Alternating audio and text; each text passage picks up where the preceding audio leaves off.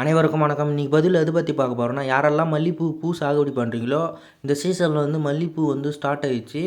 நீங்கள் உங்களுக்கு வந்து மல்லிகைப்பூ உங்கள் செடியில் வரணுன்னா நான் சொல்கிற மாரி ஃபாலோ பண்ணுங்கள்.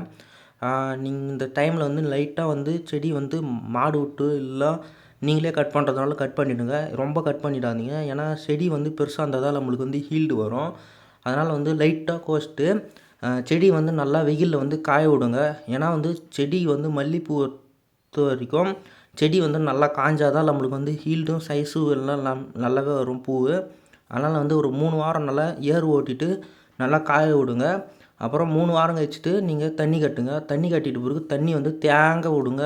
தண்ணி தேங்கணும். ஏன்னா வந்து செடிக்கு வந்து காஞ்சிட்டதுனால வந்து நல்லா தண்ணி வந்து தேவைப்படும்.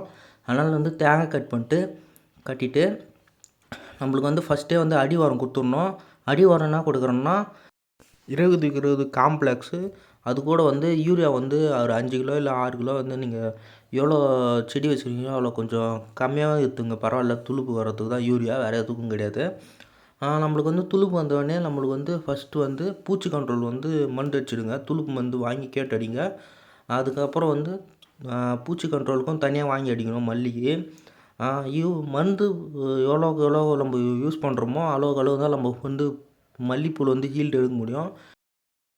ஏன்னா மல்லி பொறுத்தளவுக்கு பூச்சி வந்து நம்ம வந்து செடிகளை வந்து அண்டாத அளவுக்கு பார்த்துக்கணும். அது முக்கியமாக வந்து செடியில் நடக்கிற பில்லெல்லாம் எடுத்துனாவே கொஞ்சம் ஒரு 50% வந்து நம்ம பூச்சி கண்ட்ரோல் வந்து கண்ட்ரோல் பண்ணலாம். மல்லி பொறுத்தளவுக்கு வந்து நம்ம வந்து கெமிக்கல் மருந்து அடித்தா தான் நம்மளுக்கு வந்து ஹீல்டே வரும்.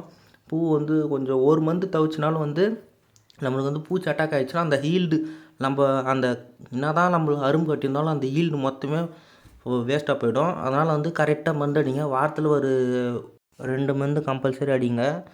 இந்த வீடியோ உங்களுக்கு லைக் பண்ணுங்கள், ஷேர் பண்ணுங்கள், மறக்காமல் எனக்கு சப்ஸ்கிரைப் பண்ணுங்கள்.